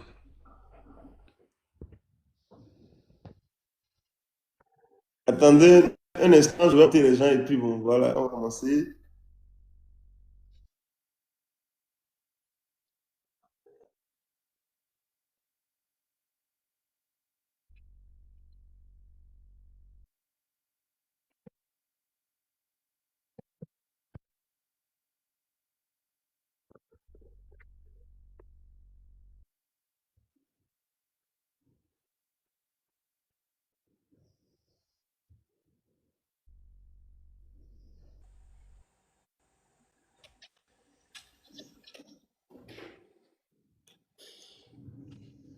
Qu'est-ce qui s'est passé? Tapotez, partagez le live, s'il vous plaît. Ok. D'accord. Est-ce que vous me suivez? Vous m'entendez? Oui. Ok, d'accord. Donc, je voudrais vous dire, chers amis, Madame Emmanuela Pechou, la dernière fois, on avait fait un live ici où il y a eu des polémiques. Finalement, les gens m'ont contacté en inbox et pour monsieur Bon, Assi Vito, vous savez, la question c'était que la dame aurait cotisé au nom de Assi Vito et elle aurait détourné l'argent. J'ai parlé avec le président d'Assi Vito. Le président m'a contacté lui-même et il me l'a dit que la dame n'a jamais fait un tel truc. Au contraire, que la dame est une personne, comment je vais dire, une bonne personne qui a vraiment, qui contribue énormément à cette lutte. Donc, je voudrais, comme elle est là, je voudrais quand même vous le dire. Je suis entré en contact avec le président d'Assi Vito et qui a confirmé que la dame n'a jamais cotisé au nom d'Assi Vito et qu'elle a eu à détourner l'argent. Merci beaucoup à vous. Madame Emmanuela, bonsoir. Oui, bonsoir Joël et bonsoir à tout le monde. Merci pour la précision. Il serait aussi bien que celui-là qui m'a accusé, lui-même, il vienne témoigner ici que ce qu'il a dit, c'est du mensonge pur et simple. Au même titre que nous combattons ceux qui nous torturent, mentir au nom de quelqu'un, c'est aussi une forme de torture. Et moi, je suis contre ça. Je suis tellement contente que la personne, le concerné même vous a contacté et que vous l'avez aussi dit ici. C'est une façon de salir les gens. Et je pense que dans cette lutte, il y a beaucoup de femmes et beaucoup d'hommes qui en souffrent. Nous devons cesser de faire tout ça là. Si nous accusons ceux qui nous dirigent, ils ne sont pas de bonne moralité, nous-mêmes, nous devons être des exemples. Donc, voilà ce que je vais dire à ce titre. Maintenant, concernant... Oui, merci beaucoup. Et il y a As Vito. Bon, en tout cas, As Vito, voilà, c'est ça. C'est As Vito, c'est ça. C'est ça, je voulais voir. C'est As Vito. Je veux voir le truc là pour vous lire. Je vais voir. Voilà. Donc, c'est monsieur Kao Acholi. C'est ça, hein? C'est lui le président d'As Vito, là, non? Oui. Oui, Kao Acholi. On est d'accord? oui. Puisque c'était le nom qui avait été prononcé le jour-là. Donc, j'ai été contacté par monsieur Kao Acholi. Bon, l'image que j'ai ici, il est avec quelqu'un d'autre, bon, avec une femme, certainement peut-être sa femme, donc je ne voudrais pas montrer, sinon je vais vous montrer. Si c'était lui seul, j'allais vous montrer son image. Il m'a contacté et il m'a dit que la dame n'a jamais, que Emmanuela Petchou n'a jamais cotisé de l'argent au nom de son association et qu'elle a eu à détourner cet argent. C'est ce qu'il m'a dit. Voilà. Et on a beaucoup parlé sur le sujet. As Vito, je crois. Voilà. Oui. Bon, oui, madame Emmanuela, ce qui est sûr, c'est l'essentiel, c'est que, voilà, même le jour-là, les gens s'étaient montés pour témoigner en votre faveur. Donc, il ne faut plus aussi chercher à tirer. Non, non, c'est même pas, Joël, non, c'est même pas ça. Moi, je pense que je serai la dernière, je serai son terminus sur les réseaux sociaux. Parce que depuis un certain temps, c'est pas parce que quelqu'un est bipolaire ou bien il parle avec arrogance ou bien il pense que lui, il est impoli, il peut pas respecter quelqu'un, c'est parce qu'il parle trop fort qu'il dit la vérité.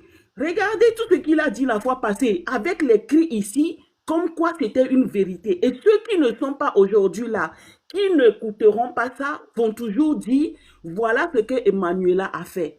Et moi, je ne suis pas de cette catégorie de personnes.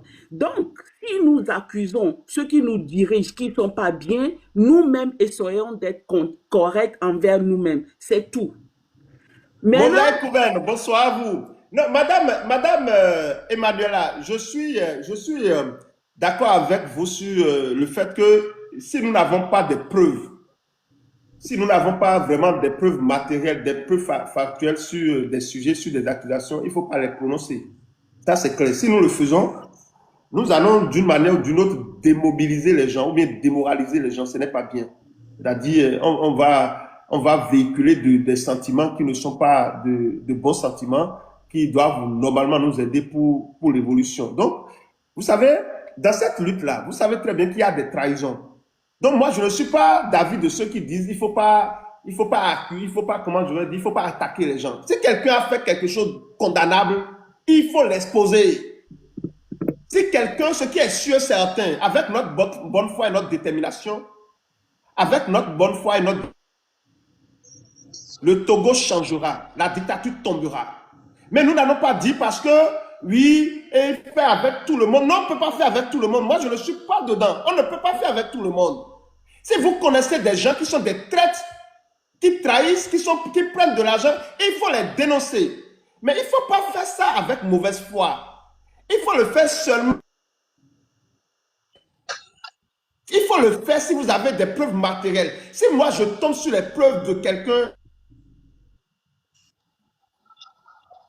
parce qu'on ne peut pas dire, oui, comme nous sommes dans une lutte, il faut marcher avec tout le monde. On ne peut jamais marcher avec tout le monde. On ne peut que marcher avec des gens qui ont les mêmes objectifs que vous. On ne peut que marcher avec les mêmes objectifs que vous. Donc, c'est vrai, pour Madame Emmanuela, peut-être que celui ou bien celui-là ou celle-là qui a informé et monsieur le chef canton, peut-être que c'est cette personne-là qui a mal fait. Et c'est ça la réalité, puisque c'est clair que Madame Emmanuela n'a jamais fait ça. Mais ce qu'il faut aussi dire, Madame Emmanuela, ce qu'il faut aussi dire. Monsieur Joël, permettez-moi, je vous prends permettez-moi de finir. Ok, sorry. Attendez. Mais ce que vous oubliez, Madame Emmanuela, mais Monsieur Léandre, ici présent parmi nous, notre invité principal, lui-même, il aurait affirmé sur un live que c'est le chef canton qui a assassiné Madame Diagba. Il aurait dit ça. Est-ce qu'il confirme? Léandre, tu as dit ça? Je n'ai pas dit que c'est lui qui a assassiné. J'étais en train de faire une liste des réactions et des propos de chef canton de Pézindé. Et quand j'ai commencé par, comment il s'appelle, par la vénérée mémoire Foussena, les gens m'ont arrêté tout de suite. Ils disent non, il ne faut pas parler de ça, ce n'est pas le moment, que c'est... Voilà. Moi, j'ai commencé par faire une liste de toutes les personnes avec qui il a eu des problèmes, avec qui chef canton de Pézindé a eu des problèmes. Et je n'ai pas... Vous aviez dit ici, est-ce que vous confirmez au moins que vous avez dit sur ce panel que chef et Madame Foussena Diagba, paix à son âme, aurait soutenu chef canton de Pézindé? Oui, j'ai dit ça. Oui, voilà. Est-ce que ça là aussi, c'était une faute, c'était une erreur, puisque le monsieur, ici, il a prêté serment que cette dame ne l'a jamais soutenu d'une manière ou d'une autre. Le gars est un menteur fiefé. Non, je ne vous permets pas. On ne va pas dire qu'il est un menteur. Tant que vous n'allez pas me donner des preuves matérielles, factuelles, que la dame l'a aidé, vous ne pouvez pas dire qu'il est un menteur. Sur ce point au moins. Sur ce point, je suis d'accord. Joël, et dans mon cas, est-ce qu'il est menteur ou pas? Voilà. Non, mais... Il faut répondre. Et Joël, l'avocat de Pézindé, il faut répondre. Oui, vous savez, moi je suis... On peut faire des... Écoutez, après tout, nous sommes des êtres humains. Et le truc, c'est quoi? Lorsque Madame Emmanuela, soyons sérieux s'il vous plaît. Madame Emmanuela, Monsieur Léandre a dit, sans preuve, que la dame, Foussena Diagba, paix à son âme, a aidé chef canton, alors que ce n'était pas le cas. Moi-même aussi, j'ai dit ça. Moi-même, j'ai aussi confirmé ça. Et vous aviez dit ça, et ce n'était pas vrai, vous n'avez pas pu montrer des preuves matérielles. On dit vérité ici, erreur au-delà. En tout cas, le jour-là, j'ai dit, moi, je ne vis pas à Accra, je ne vis pas au Ghana. C'est ce que la grande sœur m'a dit, et elle ne m'a pas dit à moi seule.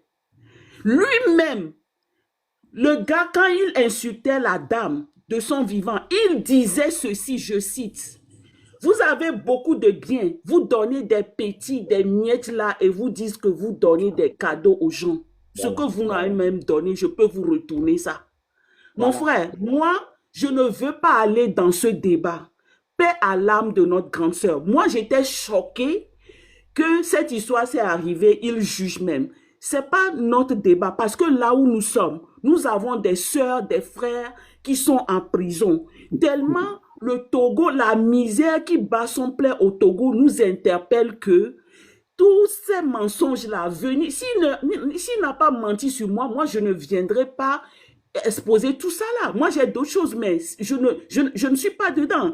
Il a dit beaucoup de choses sur moi qui ne sont pas vraies, que j'ai conseillé la dame, que j'ai conseillé au Moulou, que moi, je fais les lives sur lui. Il faut demander Léon. Léon, c'est mon frère. Moi, toutes ces personnes avec qui je partage les mêmes convictions dans la lutte sont mes frères et sœurs.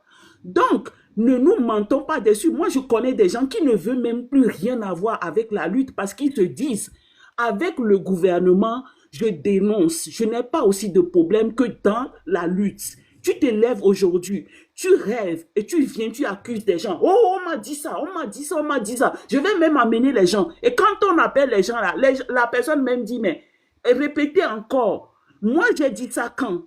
Donc, je ne veux pas trop polémiquer là-dessus. Il a menti sur moi et il a menti sur des gens. Il faut qu'il arrête ça là. Il faut qu'il arrête parce que tu peux jouer avec tout le monde, mais tu vas tomber sur une pierre. Là, tu ne peux plus continuer. Moi, il ne peut pas mentir sur moi. La preuve, il y a des gens qui me défendent que je ne connais même pas. Donc, il n'a qu'à arrêter de mentir sur les gens.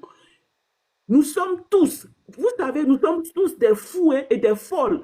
Quelqu'un qui se lance dans cette lutte-là, il faut l'apprécier parce qu'il faut avoir vraiment mentale forte. Il faut avoir une mentalité forte parce que le régime qui est en face de nous, ce n'est pas quelque chose de facile. Donc, depuis l'université jusqu'à aujourd'hui, moi, je connais Léandre, on a fait le collège ensemble.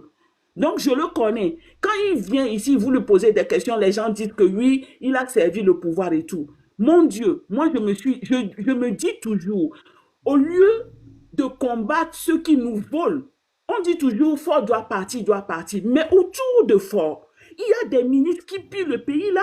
Comment une jeune fille peut se retrouver avec des millions et au même moment, il n'y a même pas de salle d'accouchement au pays? Moi, ça me fait honte.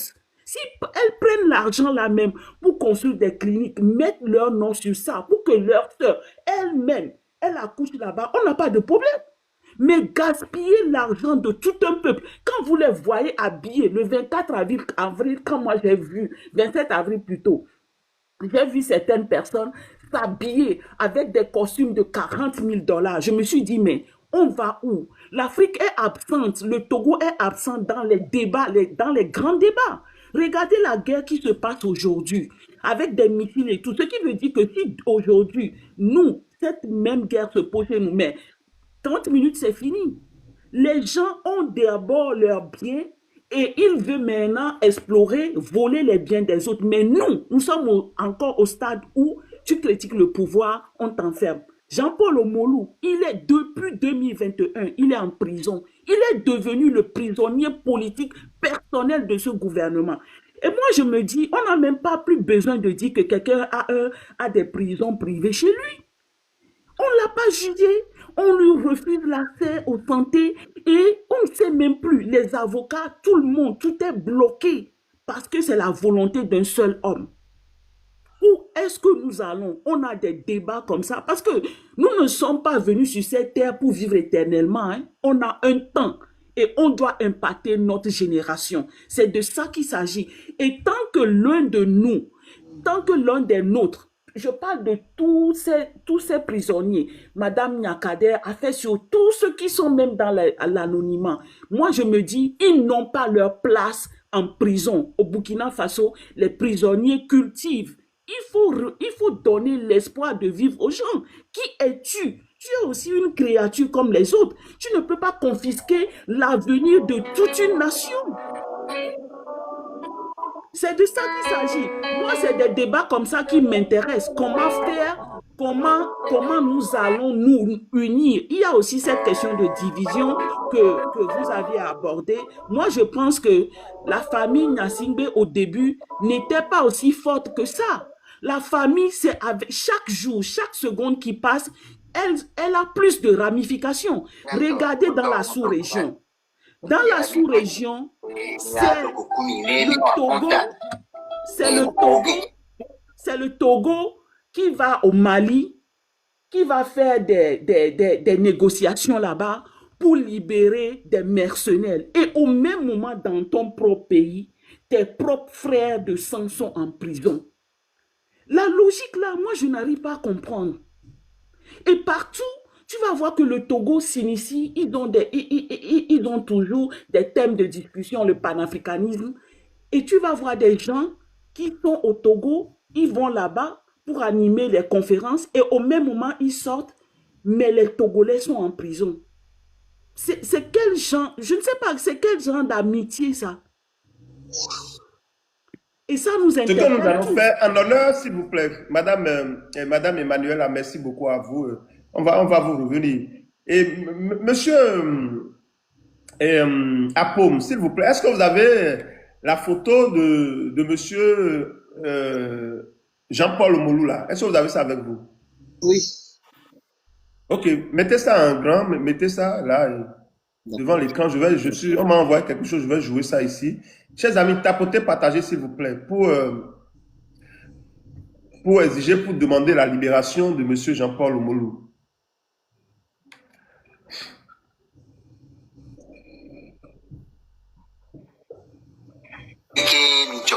Jean-Paul Omolou. Mado akpene ni adomito de siade. Yamoko we sodo mi adokwechi. Ye mi sode leme ke mi yo na mia.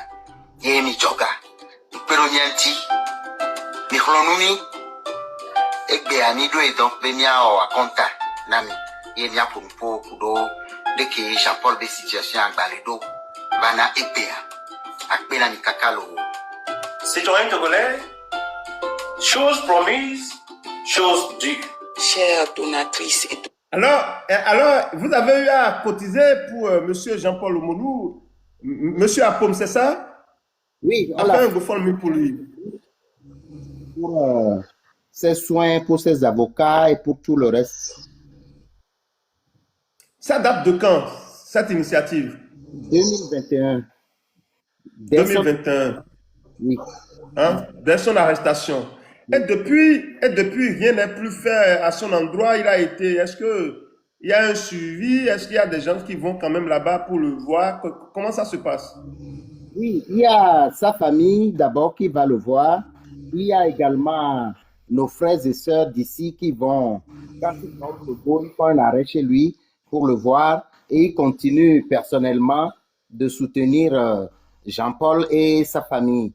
Nous sommes toujours et régulièrement en contact également avec la famille et voilà, on les écoute et on apporte le soutien qu'on peut apporter. Sauf que financièrement, c'est fini, on n'en a plus. Est-ce que vous pouvez nous parler un peu de ce monsieur, des circonstances de son arrestation, comment ce régime est en train de broyer ce père de famille et on l'a kidnappé et puis aujourd'hui, et voilà, on l'a pris de sa famille, il a laissé derrière lui ses enfants et puis sa femme. Parlez-nous un peu de qu'est-ce qui s'est passé, son histoire, l'histoire de Jean-Paul Omolou. Emmanuel, est-ce que tu veux prendre la parole pour ça? oui. Bon, je sais que beaucoup le savent, il y a eu toute une polémique autour de son arrestation. Moi, je me base sur les rapports de CACIS qui confirment que notre frère a été arrêté, je pense que c'était le 4 novembre 2021 au Togo. Et normalement, après son arrestation, bon, je pense que c'était 3 fois qu'il était présenté devant le juge et tout. Et il y avait eu 4 chefs d'accusation contre lui. Il devait être déféré.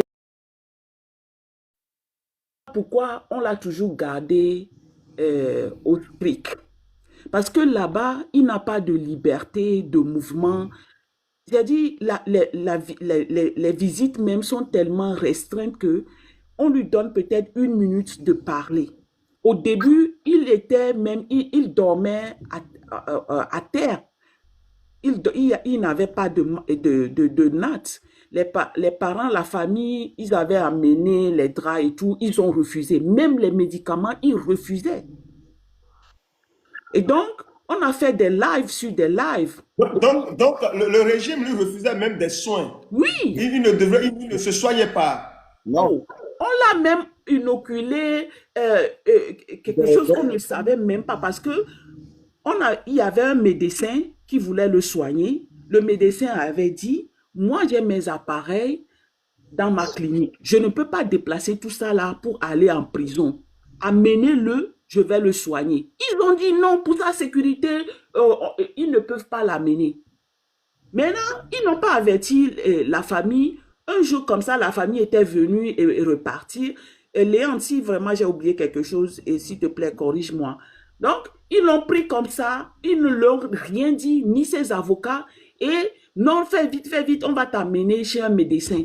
Et c'est comme ça qu'on l'a amené quelque part, et ils lui ont fait une piqûre. Et après, notre frère, la santé de notre frère s'est vraiment dégradée.